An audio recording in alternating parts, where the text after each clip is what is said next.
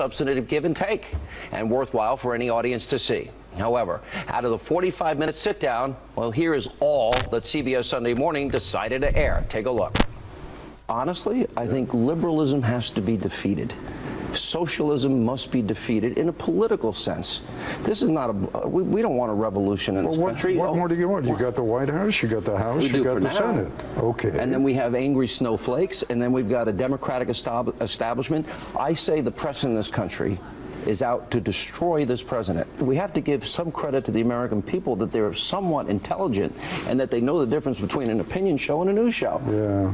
You're cynical. Look at that. Yeah. I am cynical because, you know. You think we're bad for America? You think I'm bad for America? Yeah. You do? In the long haul, I think you and all these opinion shows. That's sad, Ted. No, you know why? That's sad. Because you're very good at what you do, and because you have attracted a significantly more influential. Well, let me finish the sentence before you do that. With all due respect. You have attracted people who are determined that ideology is more important than facts. Wow. It's kind of calling me a liar. And then he's saying, well, you and all these opinion shows, he's giving his opinion. Only 70 seconds. That's it. Ended up airing. Now, I guess people like Ted Koppel feel you, the American people, can't distinguish between opinion and news. That's kind of like Obama. Remember he said people clinging to their God, guns, and religion, or Hillary Clinton who said ignorant, irredeemable deplorables.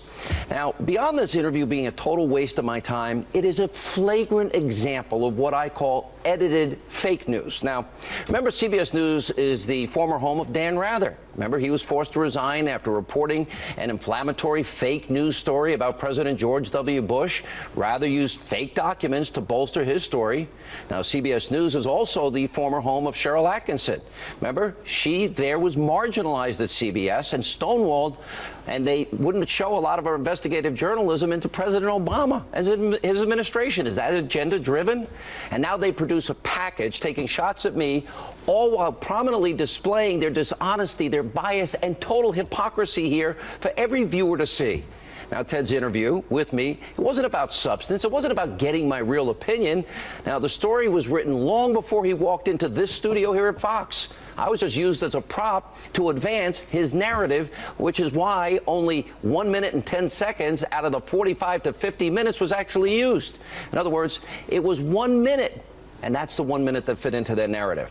That is edited fake news. By the way, other networks, they play the same game, and they have for many years. And now it's time to expose this for what it really is. And I have the ability to fight back. Cheap shot attacks in the name of, quote, journalism, all to advance their biased agenda. Now, what Ted was really asking is this: are opinion shows bad for America? He thinks they are. Meanwhile, Ted was giving his opinion. He considers himself an impartial journalist, yet in what CBS News was airing, he's doing exactly what he said is bad for America. Now, right here on this show, on Hannity, I express my opinion because I am a talk show host, an advocacy journalist, if you will. Ted Koppel, he thinks he's down the middle, fair and balanced, a real journalist. Ted, you show in this clip you are not a journalist. You're very hypocritical here. Now, have you ever said, for example, you work for CBS, Dan Rather worked for CBS? Ted, did you ever say that George W. Bush, the attack by Dan Rather, was bad for America? Did you ever say CBS, when they spiked Cheryl Atkinson's story, that that's bad for America? Did you ever wonder if the stories were spiked because the head of CBS News and that division, David Rhodes, happens to be the brother of Ben Rhodes, the high-ranking official for then-President Obama? Is that a conflict of interest? Now, I'm willing to look at my body of work and compare it with CBS News any day of the week. Did CBS News even one time ever ask President Obama about his relationship with an unrepentant terrorist where he started his political career? Well, I did CBS's job. I did it for you, Ted. Did you ever delve deep into what black liberation theology is and how it motivated President Obama, then candidate Obama, for over 20 years? The Church of Reverend Wright, the Church of GD America, the Church of America's Chickens Have Come Home to Roost. Now, after 8 years of Obama, did CBS ever show the numbers on the screen there about what a failure the Obama presidency was? Now, you know what? I put those up on the screen on a regular basis. And by the way, Ted, I did mention this to you in the interview. All of these facts were given to you, but you edited it all out. Did CBS ever put up all the laws that Hillary Clinton likely violated with her email server scandal so she could avoid congressional oversight? Did CBS ever expose all the Benghazi lies of Hillary Clinton? We did on this program. Did CBS ever cover in great detail how members of the media colluded with the Clinton campaign in this election cycle? We did here. How much time did CBS devote to this phony Russian conspiracy story, even though after 8 months there isn't a shred of evidence? Now, that's the difference, Ted, between me and you. I'm honest with my audience. I don't pretend that I'm fair and balanced and objective. You do. And if you really cared about truth in journalism, how can you work for a network that only tells one side of the story? You know, how can I be bad for America when I'm offering the American people news and information nightly that your own network will not touch because they have an agenda? Now, Ted, I happen to be very proud of the work I do both on radio and TV. I'm proud of the teams that we have built here that work really hard every day to bring this audience news and information that, well, frankly, the rest of the media ignores. So I hope you enjoyed your press coverage this weekend and covering how bad I am for America, while editing out 99% of what I said. But what you really did is prove my point, that I'm right. You exposed yourself as agenda-driven, opinionated, hypocritical, and you proved my point I've been saying since 2007 and 8. Journalism is dead in America, and we have an information crisis in this country. Now, Ted, if you and CBS News have the courage, release the entire unedited footage of the interview. Let America decide. Let America see the 99% that you didn't want to air. Joining us now with reaction, Michelle Malkin investigates on CRTV. Michelle Malkin. I'll tell you why they're not going to release the tape, Michelle. Because, so, Ted asked the first question. I give the answer, and he goes, none of that is going to air. That's what he says. I said, well, why am I sitting here? Is that your Ted Koppel imitation? It's good. And then throughout the rest of the interview, I'm like provoking him. Ted, you really need to include this part. You know, I'm like, are you going to cut this out, Ted? Are you going to cut this out, Ted? Are you going to cut this out? Who does an interview and says, that's not airing? We're not going to air any of that. Well, then why am I here? So that's why they don't want people to see this fake. What these networks do in edit rooms, they've gotten away with for years. That's my point. I want to get yours. Yes, and I have to raise a toast to you, big brother, for exposing these walking dead liberal media decrepit elitists. I think it was definitely worth your time to do this interview because although they played just one little sliver, look at what you've been able to expose. And I think that has them running scared. I would love to see the Twitter hashtag release the Hannity tape.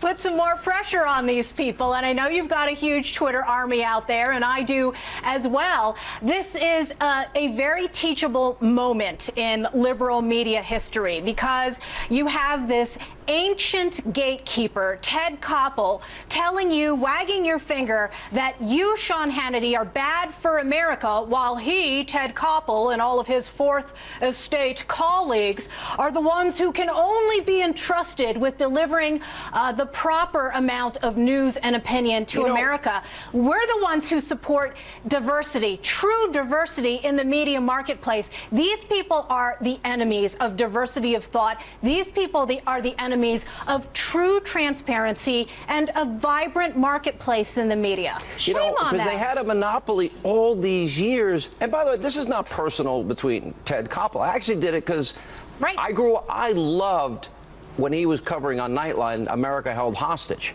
for 444 days. I don't think I missed an episode because I thought it was really imperative, important work. And then when those hostages were released, it was such a good moment for our country. And so it's not personal. The thing is, there's a level of sanctimony here that it reminds me of Obama clinging to God, guns, religion. It reminds me of irredeemable deplorables, that the American people are not smart enough to ascertain what is opinion and what is news. I don't think most Americans doubt that I am a conservative. I think I make it clear on a nightly basis. Is there any shock there? Of course not.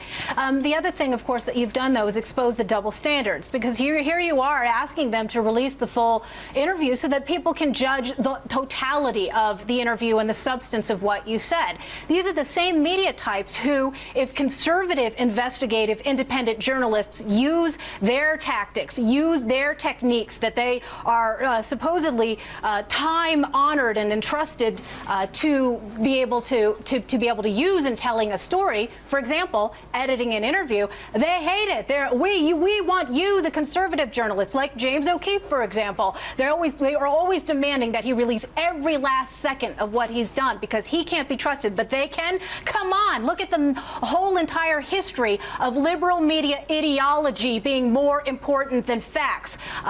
To borrow Ted Koppel's phrase, you already mentioned Dan Rather and Rathergate, manufactured documents in pursuit of an ideological agenda, bringing George W. Bush down. The entire Trump campaign I want to hear him say liberal media Dan Rather's lies. Bad for America.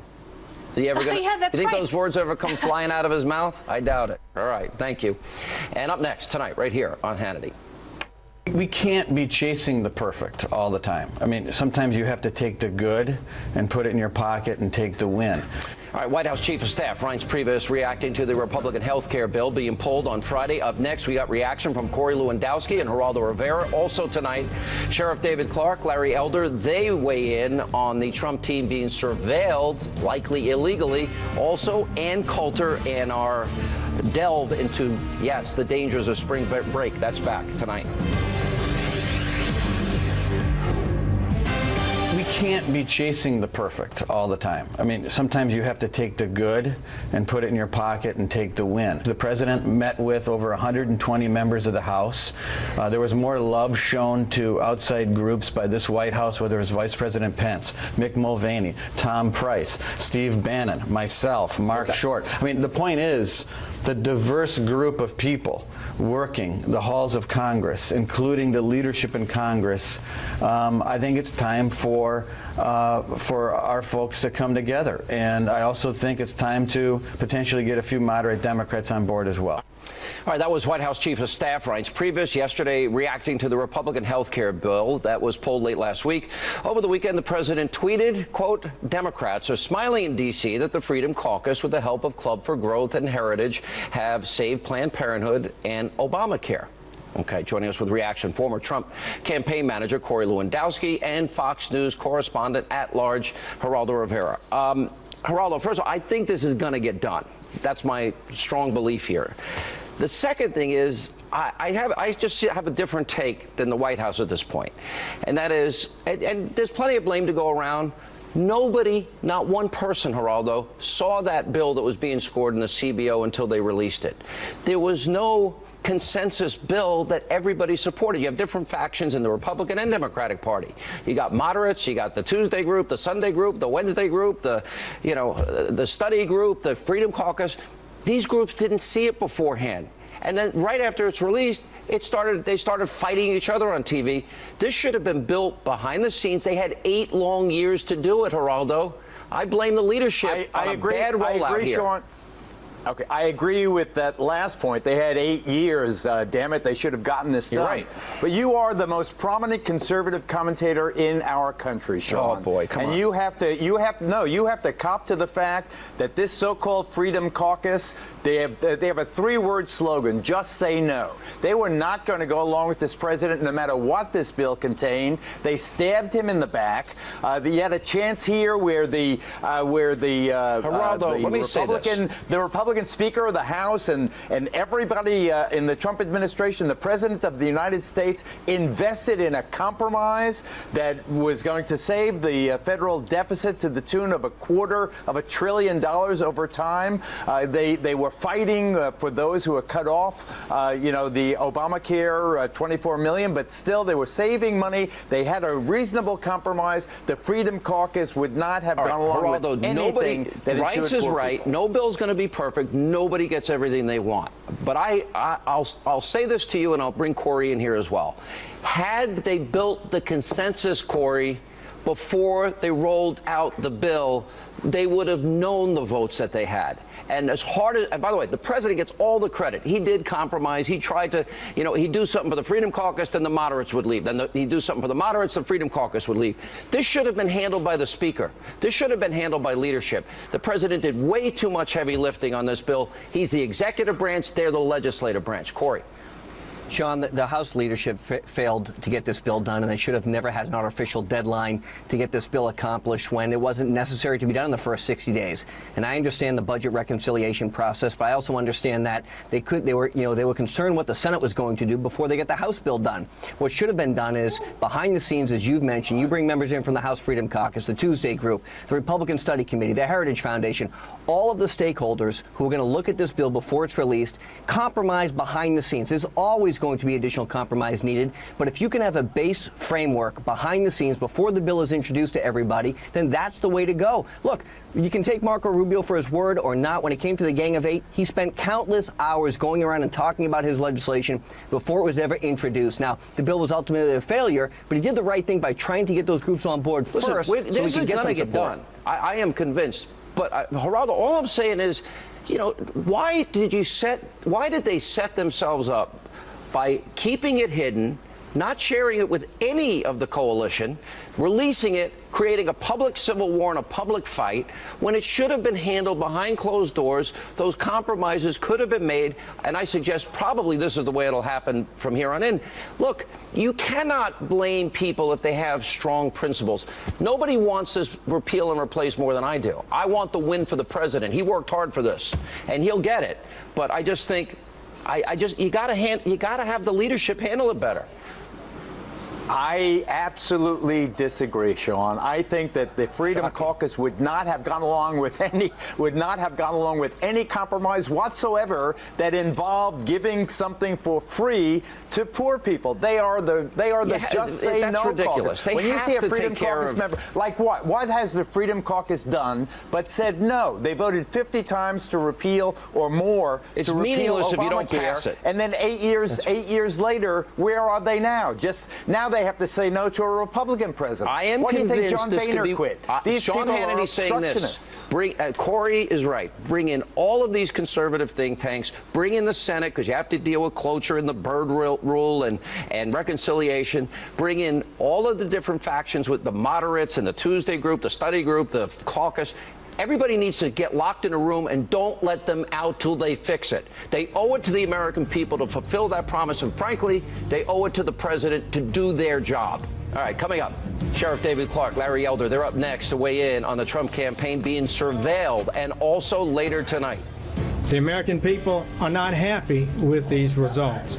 They know that when cities and states refuse to help enforce immigration laws, our nation is less safe. Finally, the Attorney General, Jeff Sessions, calling out cities to enforce the immigration law. In other words, sanctuary cities. Ann Coulter will join us tonight with reaction. And, well, still to come tonight, we went down to South Padre Island, Texas.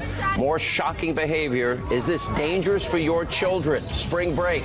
We'll check in with Ainsley Earhart. She has reaction straight ahead.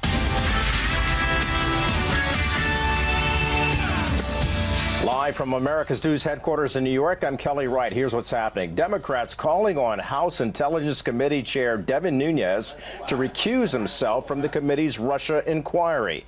They're upset that Nunes, who received intelligence from a source on White House grounds, told President Trump about it before sharing it with committee members.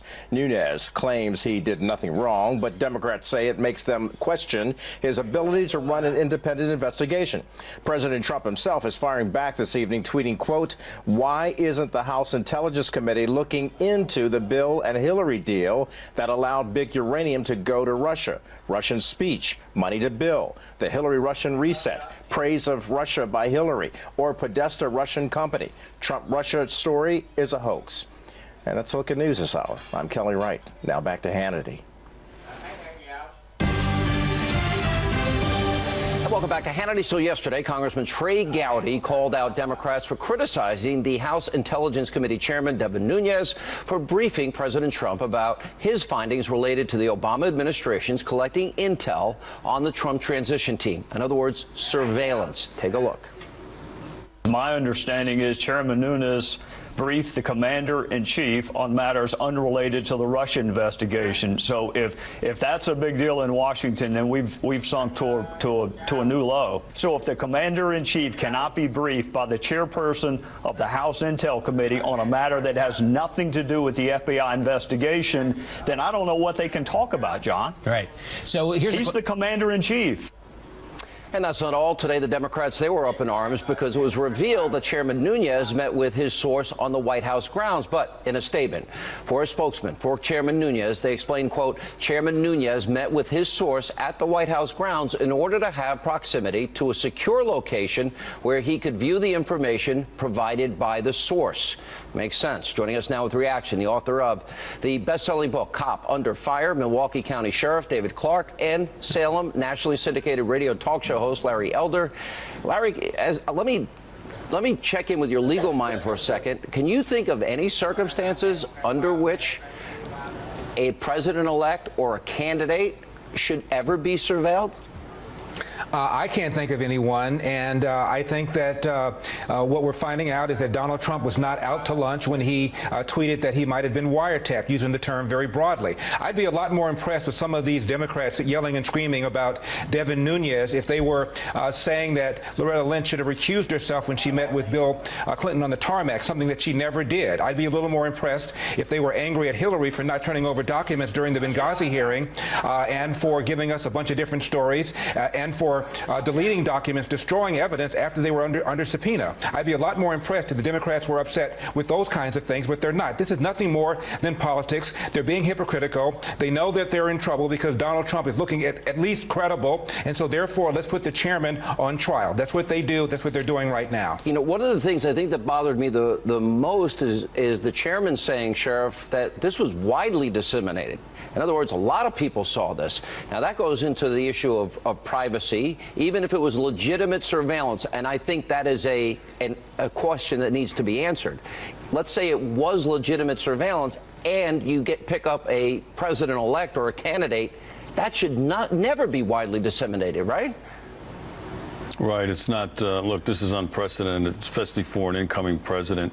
The fact that Nunes went and briefed President Trump on this, that's what he should have done. I think the mistake he made, though, was releasing this to the public. He wanted a few headlines. He wanted some FaceTime with the media out of it. And that part of it kind of backfired on it. But I think a bigger issue here, as Larry indicated, is why the intelligence sources, the intelligence agencies are surveilling the incoming president and his transition team. For what?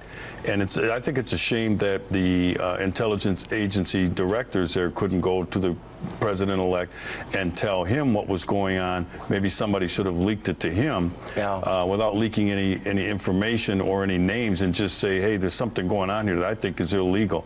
But this is, as Larry indicated, this is the politics as usual that goes on in Washington, the partisan back and forth that the American people are tired of. We sent Donald Trump to Washington to drain the swamp and to get rid of this back and forth stuff for politics that does nothing for the American people, and get down to the business of serving the American people on the issues facing this country. You know, I have a lot of questions here, Larry. Did they use, under the guise of legitimate intelligence gathering, legitimate surveillance, was that a ruse to really surveil the president? And the next question, the logical question after that, is who knew what, where, and when? And did the president know at the time, then President Obama? Was any of this shared with the Clinton campaign? You know, where are these leaks coming from? The only felonies we know in this case were committed by leaking intelligence. That's a violation of the Espionage Act. So and Comey wouldn't even acknowledge that there's an investigation into this, although he did acknowledge the investigation into, quote, Russia, even though there's no evidence that has been put forward whatsoever. Well, that's right. I think it was Reince Priebus who says there's greater evidence of media collusion to get Hillary elected than Trump collusion with the Russians to get Trump elected. And there's a whole lot we don't know. These investigations are just now getting started. And so I would urge all people to relax. Let's get the evidence that will come in and find out. James Clapper, the National Intelligence Director under Obama, says so far there's no evidence whatsoever of any kind of collusion with Donald Trump and with Russia. And that ultimately is what I think is going to happen. We're not going to find any kind of evidence of collusion. collusion. Yeah, and Sheriff, if you were doing an investigation, don't you keep that circle tight in terms of evidence that you're gathering? Isn't that the type of thing you would never let out? And if it was let out, you would be able to very quickly determine who did it? The secrecy of these investigations is paramount. I get briefed on these things all the time, Sean, but you know, you're not going to find Barack Obama's fingerprints on this, but he's all over this. He's not stupid enough to have ordered or directed or to have been involved in any of the conversation. Might not be able to prove this, but he knew what was going on. I'll tell you what, I'll put myself in his position. If something like this was going on in Milwaukee County, in my agency, some high-level investigation, and somebody didn't tell me about it, I wouldn't be real happy about it. So, you know, it's one of those things that we'll never be able to work this thing back toward the president, the former president, but he's all over this thing. I agree with that analysis. And you never know. Maybe somebody will talk. All right, guys, thank you both. Up next tonight, right here on Hannity. The American people are not happy with these results. They know that when cities and states refuse to help enforce immigration laws, our nation is less safe. The Attorney General, Jeff Sessions, speaking about the need for sanctuary cities to abide by federal laws. Ann Coulter weighs in. That's coming up next. I was in jail because I got in a beach brawl and I got too damn drunk. And later, a Hannity investigation as we went down to South Padre Island in Texas to expose what's really going on with your kids at spring break. Fox and Friends co-host Ainsley Earhart will join us with a full report about the dangers your kids are facing. All right, welcome back to Hannity. So earlier today, during the White House press briefing, U.S. Attorney General Jeff Sessions addressed sanctuary cities and the harm they have caused the country. Let's watch this. The Department of Justice has a duty to enforce our nation's laws, including our immigration laws. Those laws require us to promptly remove aliens when they are convicted or detained of certain crimes. Unfortunately, some states and cities have adopted policies designed to frustrate this enforcement of immigration laws. This includes refusing to detain known felons under federal detainer request or otherwise failing to comply with these laws. The American people are not happy with these results. They know that when cities and states refuse to help enforce immigration laws, our nation is less safe. Here with reaction, the author of the bestseller In Trump We Trust, E Pluribus Awesome, Ann Coulter. Why do I bet you don't care about the health care repeal and replace issue? You want immigration, vetting of refugees. Those are your top issues, and you think that should be the #1 priority now. Well, I did care about Obamacare Light, and I think it's a complete disaster. I have a very simple plan to fix it, which I'll be launching in my column on Wednesday. So simple, even a Republican congressman could understand. It's very easy to fix. I don't really hold Trump responsible for that. I do want Trump and these Republicans in Congress to enforce the Trump agenda. Instead, we're getting an awful lot of the standard GOP corporatist agenda. I mean, for example, this claim that they're going to go to tax cuts next. Well, and particularly the corporate tax rate. Look, as you know, I would like taxes cut. As you know, I'm very pro-life. I'm about at the point that I want taxes to go up and Planned Parenthood funded if this is all the Republicans are giving us. As I recall, under Bush, tax cuts, we had massive tax cuts. Corporations, you know, they were happy, and yet what did they turn around and do? They hired guest workers. They didn't hire Americans. They insisted on hire illegal aliens. So I'm not sure this argument that cutting the taxes on corporations, it'll lead to all these jobs. What leads to jobs is limiting the supply of labor by deporting illegal aliens, by building a wall. Whoa, you want an infrastructure project. It reduces the number of welfare cases. It helps you with Medicaid and Medicare.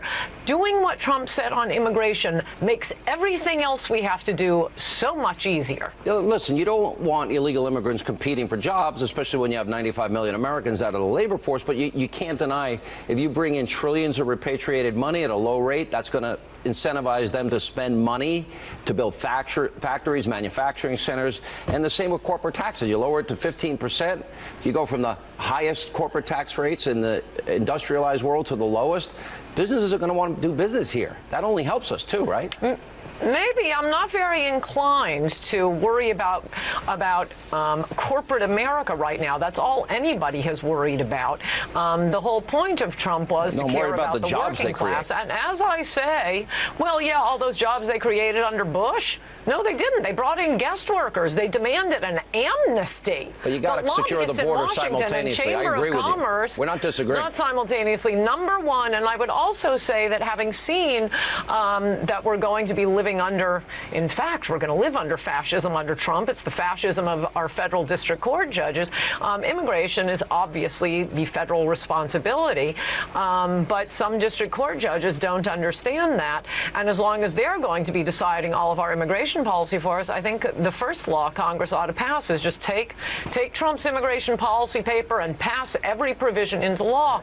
As I've said before, Trump is very clever about this. Almost everything he's promised on immigration already is the law. It is 100% within so why does he have to go back and do it again? President. Why would you advise him to do it again?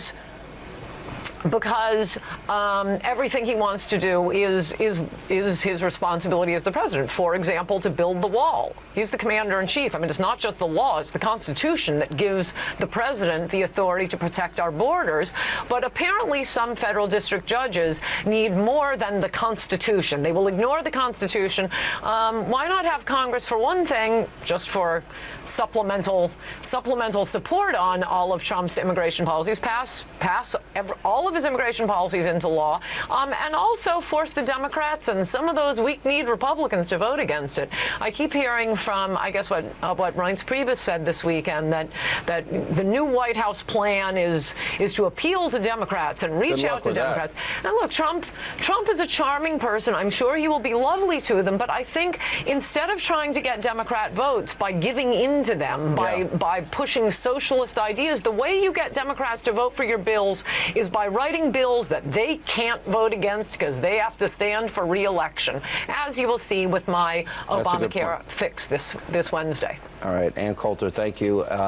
They want to destroy Trump. They don't want to support him, the Democrats. All right, thank you for being with us. And up next tonight, right here on Hannity. I don't remember the last 3 days because I've been so up.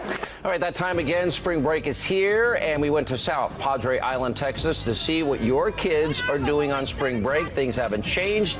You won't believe what we saw. Ainsley Earhart joins us with a full report. That's true. Welcome back to Hannity. All right, it's that time of year again. Thousands of young adults, they head to tropical destinations all across the U.S. for a little fun in the sun. But what are your kids really up to when they jet off to spring break that you usually end up paying for? Now, back in 2015, Ainsley Earhart went down to Panama City Beach, Florida, to investigate the dangers of spring break, and what we found was beyond shocking. But after our reporting aired 2 years ago, the local government passed a series of ordinances to curtail the risky behavior, including banning all alcohol on the beach in the month of March. This year, well, we sent a producer to another spring break hotspot, this time in South Padre Island in Texas. Look, you got to be warned here. What you're about to see is beyond graphic, probably not appropriate for your kids. 3, 2, 1, go. I don't remember the last 3 days because I've been so up.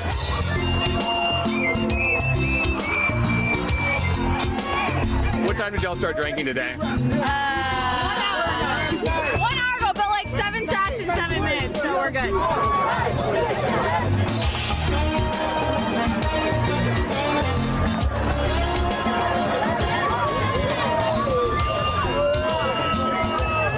Oh God, I saw some guy do drugs off some girl's like chest. It was pretty crazy. That was you and me.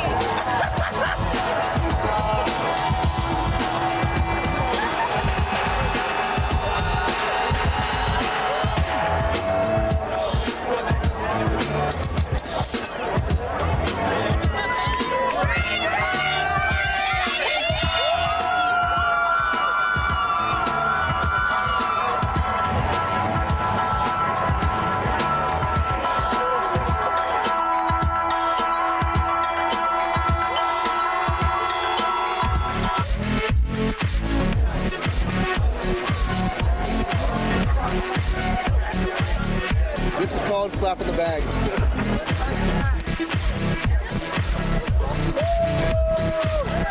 It's so weird down here. It's so weird you never know what you're going to get into. Bring back 2017, baby! I love you. We've seen so much twerking, dude. 9 with the twerking. Mom and Dad, I love you.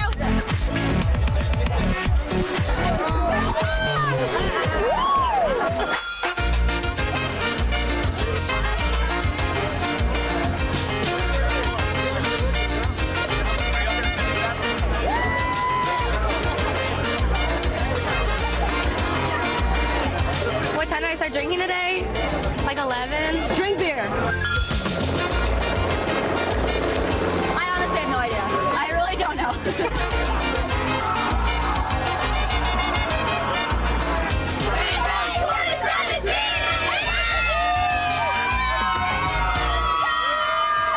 All right, here with Reaction, Fox and Friends co-host Ainsley Earhart. Now, you've been down there a number of years for us doing this, and you saw a lot of bad things. It's obviously happening still, but not in Panama City Beach. Not as much in Panama City Beach. Right. I talked to the new sheriff. There's a new sheriff in town. New sheriff in town? His name is Tommy Ford, and Frank McKeithen has been there for years. He retired, and then Tommy Ford took over. So he was elected in the fall and took over in January. So I just got off the phone with him.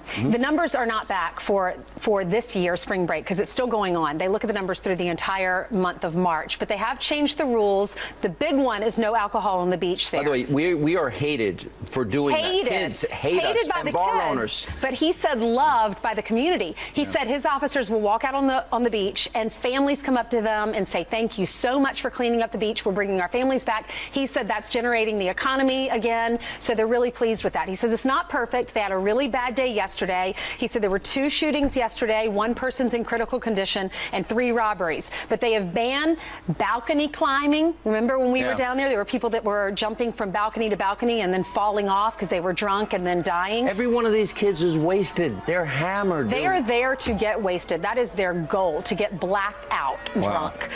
They've increased the penalties for open containers, no alcohol on the beach in the month of March, no parking lot drinking, and you can't buy any alcohol between the hours of 2 and 7 a.m. I think one of the great revelations that you made, and I think this is important for parents if they're paying to send their kids here, is you've got people they call the 100-mile group, right? That coming in with homemade drugs, Molly, ecstasy, cocaine, marijuana, obviously,